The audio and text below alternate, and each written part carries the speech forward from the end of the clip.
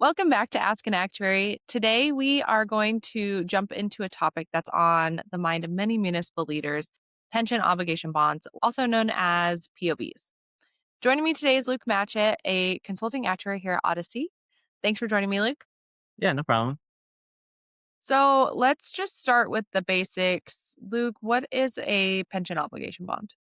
Yeah, so a pension obligation bond is a bond that municipalities can issue in order to help fund their pension.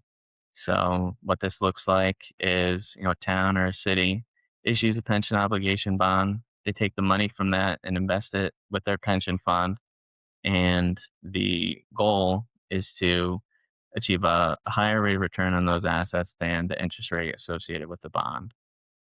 So for example, if you issue a POB at a 5% interest rate, you'd want to see an annual average rate of return on those assets of at least 5% net of fees, in order to come out ahead. And you recently wrote an article on this topic, and in it, you explained that there's two motivations for wanting to issue a POB. Can you walk us through them? So I think one of the motivations why people would consider a pension obligation bond, especially today, is with rising healthcare costs and everything like that. A lot of municipal budgets are facing a lot of constraints, and so a pension obligation bond would give you the ability to take a little pressure off of today's budget by using this debt to help fund a long-term obligation. So there's definitely the appeal of that. And I think another reason why people are considering POBs is the potential financial upside. It sounds kind of simple. You issue some debt, you invest it, and if you hit your mark, it almost feels like it's a shortcut when it comes to funding your pension liability. Now, obviously, it's not quite that easy. No one, knows what the market is going to do, but there is that appeal of if things go our way, then this could really be a benefit. So that definitely sounds appealing on paper, but what are the risks to it? Yeah, I mean, there definitely are some risks. Some risks. I think the biggest risk is, well, what if assets underperform, right? Kind of going back to that first example, if you issue a POB with a 5% interest rate, you know, what happens if you see an average rate of return of 3% or something like that? So in that scenario, that's not good. All you're doing is really kicking the can down the road and leaving future taxpayers with more liability that they're going to have to figure out a way to fund. And another potential risk is issuing a pension obligation bond can hurt your credit rating. When you issue a PLB, basically on your balance sheet, you're replacing, a soft debt being the pension liability with a hard debt being the bond. And so this can hurt your credit rating. And if that does happen, it becomes more expensive to borrow money, which would offset basically any savings that you would see from issuing the PLB to begin with. Is there a situation where it makes sense to issue a POB? Yeah, I think, the ideal scenario would be a low interest environment.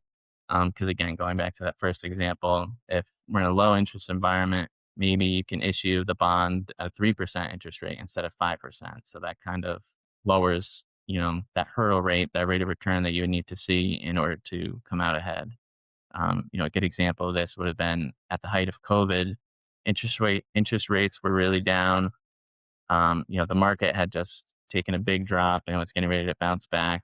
Now, obviously, hindsight is 2020, but I think the issue that some people have is they consider pension obligation bonds when the market's doing really good. They think that they're going to see a high rate of return, but the issue with that is if you do issue a POB at that time, you're probably doing it with a higher interest rate. And then what happens if all of a sudden the market takes a downturn? Then, you really kind of see a decreased likelihood of seeing some success in that strategy. Yeah, I can see that. Before we close, do you have any key takeaways for municipal leaders out there? Yeah. I think I'll just reiterate again that, while the upside is very appealing, there are some significant downsides that you really need to take into account. Essentially what you're doing is gambling that you're going to receive or achieve a higher rate of return than the interest rate associated with the bond. Again, there's a lot of unknowns. These are typically, longer term, 20, 30-year bonds, and a lot can happen. So just, use caution and really, um, really make sure that you're sure you want to do this before you do it. And one other thing I would point out is it's important to know your state's rules. For example, in Massachusetts, a town or a city can't just up and issue a pension obligation bond. You need to go through and get, state approvals, which obviously takes time. And so if this is a strategy that you've been considering, I would suggest getting those approvals done and out of the way so that way maybe when an ideal scenario does present itself, you're ready to go. Great advice.